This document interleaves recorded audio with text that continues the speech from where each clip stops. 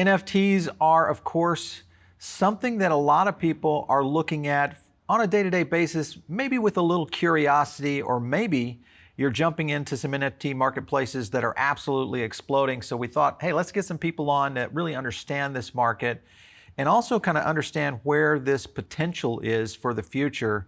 Today, joining me is a gentleman by the name of Brian O'Hagan. He is joining us from Brussels, Belgium, and of course, representing Sorare, which is when I found this platform, I was like, first of all, I was like, okay, this is great. This is a football league, but yet it's been created as an NFT platform. So, Brian, tell me a little bit about what you guys are doing there at Sorare.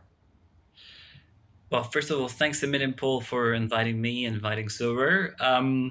Basically, Sorare, the founders 3 years ago, they discovered a technology known today as NFTs, but that, creates the act of digital collecting and collecting unique digital objects through creating digital scarcity. And when they saw that, they thought, let's bring in one of the most coveted IPs in the world, the IP of soccer leagues, soccer clubs, soccer players, and kind of create that form of digital trading card. But then because it's actually digital, you can do stuff with these trading cards and you can use them in games. And so they thought, what's a game mode that is very interesting, that needs to be slightly reinvented? And they thought of fantasy sports in general.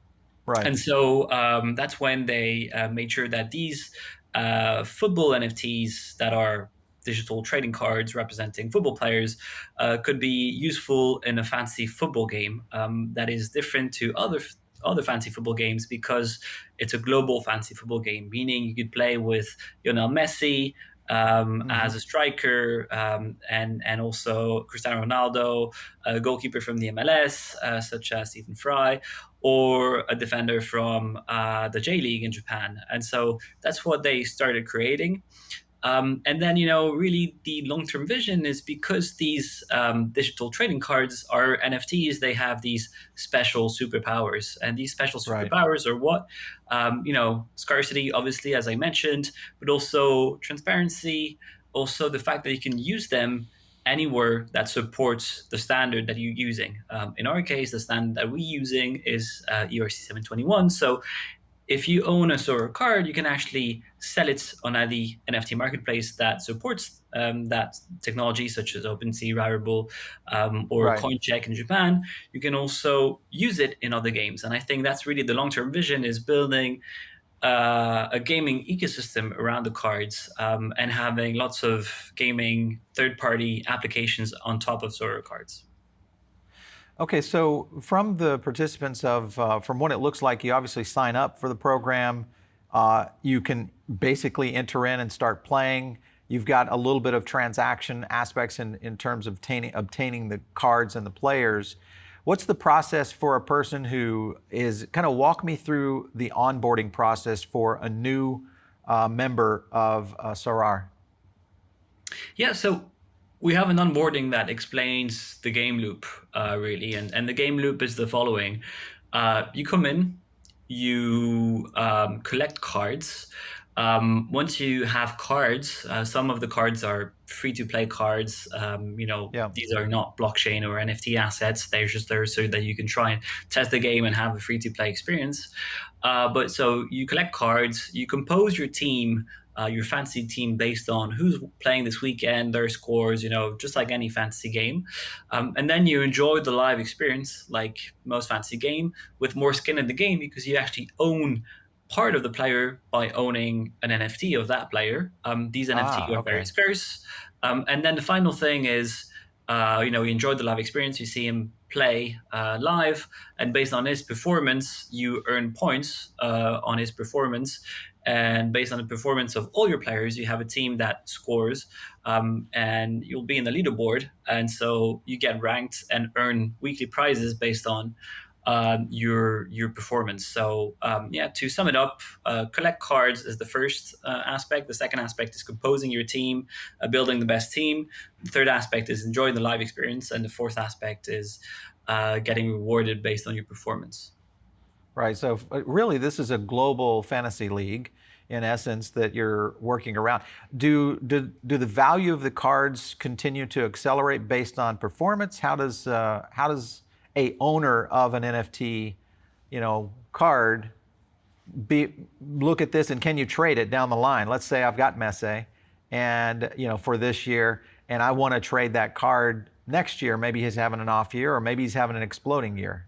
How does that play out for you?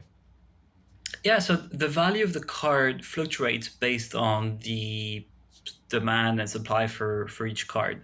What's great Right. with digital collectibles on blockchain is that you have the information about the supply. You know exactly how much supply there is, and you can read that and see that on the blockchain or in the game. That's the big difference with Tops or Panini, where you don't know how much supply there Right. is. But then on the other side, obviously, if you take Messi, if you take Cristiano Ronaldo or Erling Haaland, you have a great demand for these players because these are superstars. They are really good in the fantasy game, but they also very desirable. Cristiano Ronaldo Mm-hmm. is the most followed person on Instagram, so he represents more than just a football player. So highly desirable. So based on that supply and that demand, you come to certain pricing that is set by the market. Why is it set Got by it. the market? All these cards are sold on Sorare as auctions. So Sorare doesn't decide or price any of these cards. These cards are priced by the demand and the supply for each single card. Interesting. So it's a live auction. How often do the auctions are they held, or is it you could just put it up all the time like an eBay type listing and say, yes, here, anybody can bet on this? Yeah, that's what we do. Two market structures. You have one which is new cards. All these cards are sold all day long, every day. We make sure that we don't oversupply the market. We actually have, it's written in the contract that we can only issue one unique card of Cristiano Ronaldo per season, 10 super rare cards of Cristiano Ronaldo per season, and 100 rare cards. So these cards get auctioned throughout the season, throughout the year. And then once you own, let's say, a Cristiano Ronaldo card, you can sell it whenever you want on the secondary market. On that secondary market, there's no fee. So if you buy Cristiano Ronaldo at $200, you can then try and resell it at $400. If there's someone who's willing to pay that price, well, then you'll be able to sell it instantly on Source Marketplace. All these transactions happen on the Ethereum blockchain, so you have a kind of a front end on Sorare where you don't really need to take care of all blockchain aspects. The idea is for you to benefit from all the great NFT features without having to understand the back end of it. So yeah, that's really how it works. Auctions for the new cards, and then user sales where you can sell your card at whatever price you want. Right. Okay, so how does the blockchain tie into this? Where would the blockchain function within the platform? So the platform is a mix, I would say, of centralized and decentralized. What's decentralized are the assets, the cards, right? If you think about any gaming company today, what do Hmm. you buy in a game? Would that be Fortnite? Would that be a game on EA Sports like FIFA, which is a good example? What you buy is an inscription and database saying you pull own this Fortnite machine or item. However, in a blockchain game, when you buy an item, you actually truly own the item and you can do whatever you want with it. So that's true in Sora's case. Once you buy a Sora card, you own it and you can do whatever you want with it. By that, I mean, you can resell it on Sora's marketplace, but you can also resell it on any other marketplace. You can use it in Sora's game, but you can also use it in other games built on top of Sora cards. And you can send it to anyone, anywhere. It's yours. So that's what blockchain enables in our case is this act of owning and trading it as freely as possible. For Right. the rest, the gaming itself, it didn't make sense for us to decentralize the game. The idea for us was always build a great marketplace and build a great game so that it creates value for the card, so that it gives the card utility. But it didn't Yeah. make sense for us to decentralize the game and have people pay gas fees for every single interaction they have in the game because it would create too Yeah. much friction. And yeah, so that's basically how it works. So I like that approach because it's going to be interesting to see how these kinds of fantasy leagues and programs like this are really going to start to elevate. When we were talking with another CEO on this topic, one thing that she mentioned, which intrigued me, was this tokenization of the players or the figureheads of the leagues and or even some cases teams. And she mentioned that it would be possible through some of these mechanisms to essentially kind of tokenize. So if you imagine I've got a card of Ronaldo, maybe I've got it, and maybe there's an opportunity for me. Is there an opportunity, I should say, to tokenize, his striker, his kick, or tokenize his speed, or doing, kind of disassembling a player and utilizing those as NFT assets. Are you guys planning anything like that? I think, for us, it's always been about NFTs with utility. And we know it's a big thesis right now is, what can we Right. do with NFTs? And so in our case, it's pretty easy to understand is our NFTs are items in a game, Yep. also seen as collectibles. So they are first and foremost collectibles, but second of all, they are items in a game. And thirdly, more than that gaming utilities, what added utility can you give them? And for us, it's more about NFTs because fancy. What is fancy about? It's about connecting the digital space and the physical space Right. through a great skin in the game type of experience. And so we are more exploring, what experiences can NFTs unlock? As an example, if you own a Cristiano Ronaldo card and you are at the stadium watching him play, and you have used your Cristiano Ronaldo card in Sora's fantasy game, and he scores, so suddenly you get more points in the fantasy game.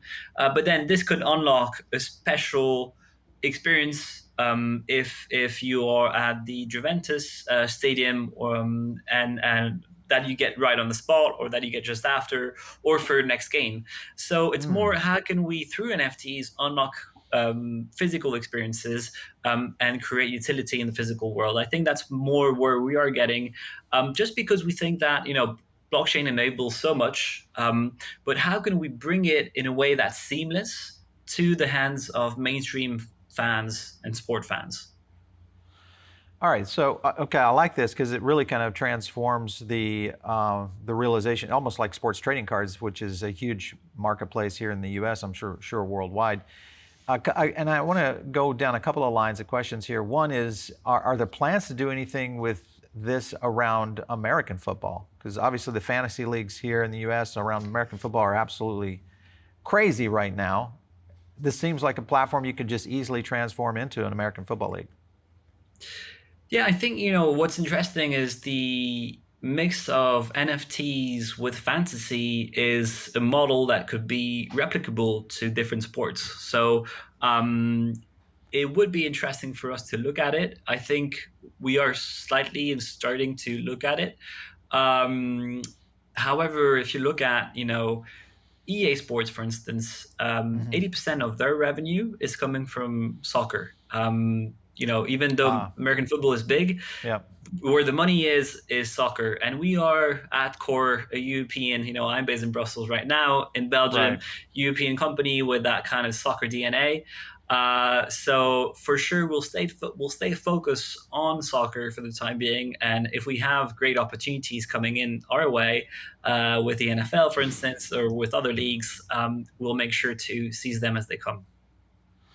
Well, I think, yeah, I mean, first of all, the platform itself, when you look at soccer as a global experience, yes, that's where kind of the blockchain element really starts to get intriguing because you've got that ability to do, instantaneous trading, value proposition. Curious on some of the collectibles and some of the, I guess, digital cards, so to speak. What has been the largest value you've seen on the platform itself for, say, a Ronaldo card? Yeah, so it's actually that's the highest value card we've had so far.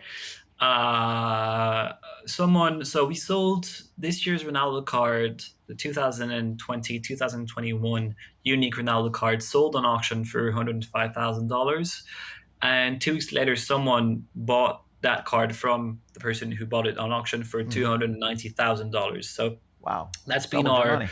tripled your money. Exactly, tripled even. But Yeah, that's been our record, our price record on the platform.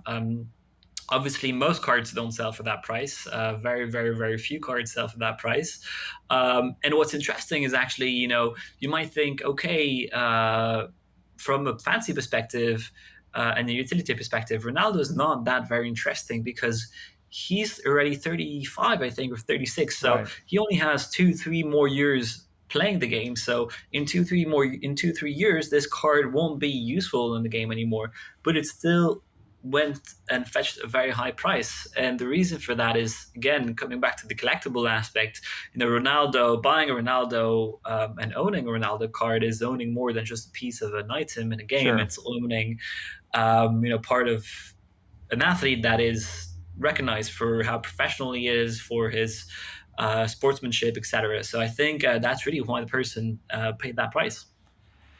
Yeah, well, I wonder, even after they retire, do you feel like this, well, obviously you would lose the game element, but the collectability obviously could still be there. Would that be something you could continue to trade on the platform after they retire?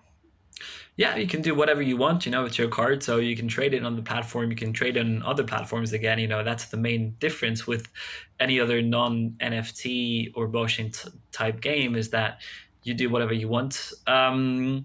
And yes, I mean, we have what we call legend cards on the platform. David Beckham is on the platform, for Right. instance. Okay. Maradona is on the platform, and these cards are still, even though they don't have any utility, are still very highly valued because Hmm. if you buy Maradona, it's because you are nostalgic of who Maradona was, what he represented as a footballer, Yeah. how he dribbled, and everything. So I would perfectly understand why people would collect and buy Maradona cards. Yeah, for sure. All right. So last year, you guys partnered up with the Barcelona defender Gerard Piqué. Are you?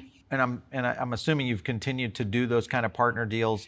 How does that work with a footballer, where you've actually gone to the individual themselves and worked them into the platform? What do they get? Kind of what's the benefit of bringing that into the platform?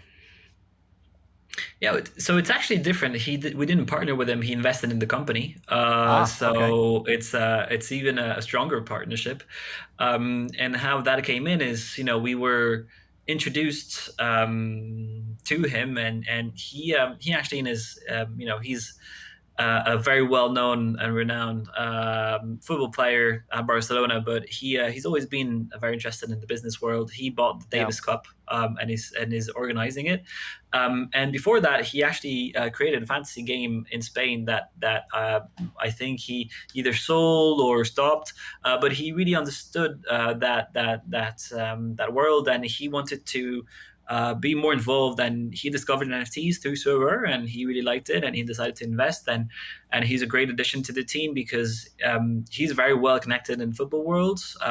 And a big part of our job is licensing lots of leagues and clubs. We intend to have the top 20 leagues in the world on Sorare, including leagues like La Liga that he knows very well. And so he's being very helpful on all these aspects.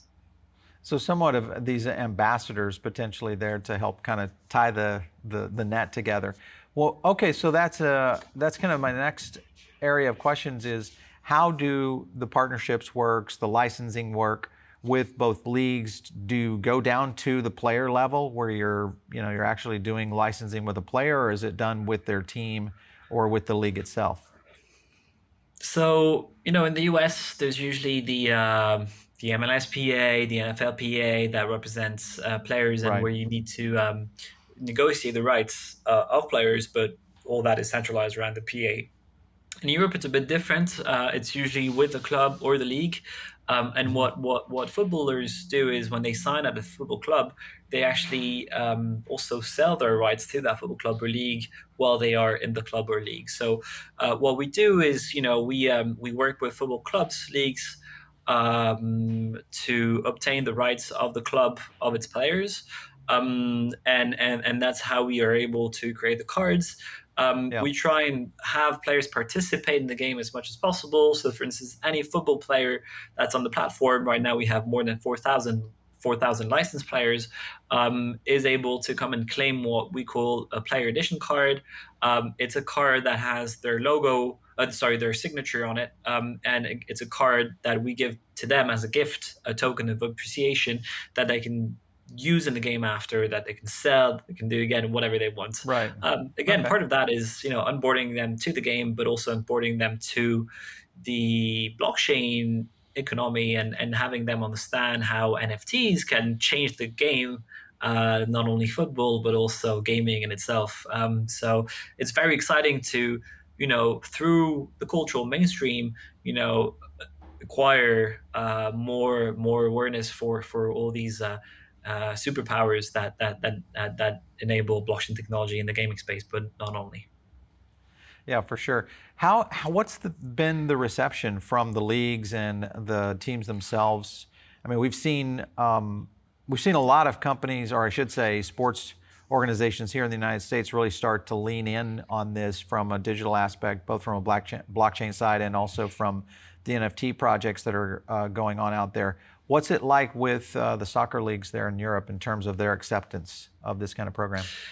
Yeah, I think it's funny because it's over. We never mentioned the word NFT before January 2021 because we thought it was too confusing. And what happened is that between our alpha launch, which was in March 2019, and December 2020, a big part of what we were doing is really educating about what is licensing on the blockchain, what are NFTs, how are they Right. different, why when you create a digital card that is an NFT, you cannot change it after. So you cannot automatically flip the age of the player of the card. You cannot delete these cards after, because we don't own them, and once they are out, they are out. So all that there was a lot of education involved, and then I think once we had the first few leagues, the first few clubs, and that other clubs could go to them and ask them, how's the relationship with Silver? How does it work? Is it going well? It started a bit of as a domino effect, and so right now we do have 140 plus clubs on the platform, about 35% to 40% of all professional football clubs in the top 20 in the world, and yeah, we are definitely ramping up on that. I think the world woke up to NFTs without necessarily understanding what it was, neither, and still, but they woke up to the opportunity of business with NFTs, and so that's been very interesting because now they're a bit more aware. They read a lot more, but still, it's the difference between NFT as a pure collectible and NFT as something that you can use. You can use it as something in a game or Right. as an experience. It needs that level of education. So Yeah. we still moving. It's still very early days, and there's still so much more untapped potential in soccer, but also in other sports. Yeah. Well, we've seen, I think sports in general have started to look at this much more closely, at least on the blockchain and NFT side, mainly because they've seen such an explosion in, digital sports and esports, which has kind of repositioned how a lot of these companies think and these leagues think. At the end of the day, they are businesses, so they're looking at this, from a completely different standard now, I think, from the fact that we've seen so much tokenization and also kind of innovation really kind of moving to this next level. Now, you guys have 140 clubs licensed right now.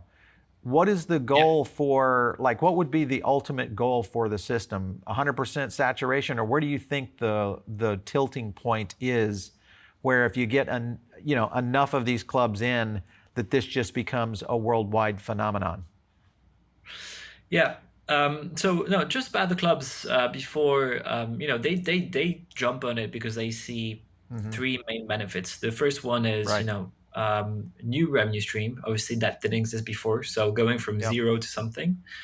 The second one is tapping into an audience that they weren't or don't really speak to, which is, Yep. to some extent the crypto enthusiast audience, but also, gaming audiences and younger audiences that kind of disconnect with sport as we speak.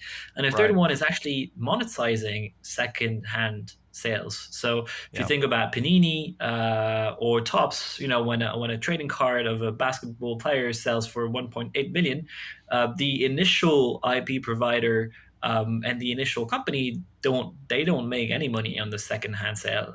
So with blockchain, it's different because you can track it all, and you can see it all, and Exactly. you can Yeah. make that fee on the secondary market if you want. But other than that, what's the end goal with for that? I think, on top of licensing clubs and leagues, as a gamer, as a fancy player, playing with NFTs,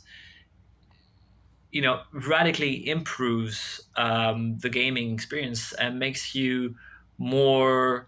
It kind of it dopes the gaming experience. So I think our goal really is to build a fancy game like no other, that is really able to connect you with what's happening on the field, and doing that through owning moments, through owning the game, by owning NFTs, and connecting with your favorite player, connecting with your favorite club or league, in that respect. And so, obviously, we need to onboard more clubs and licenses, but we also need to build an amazing product, that becomes fully viral, and where any sports fan can connect with their favorite player, club, and moment.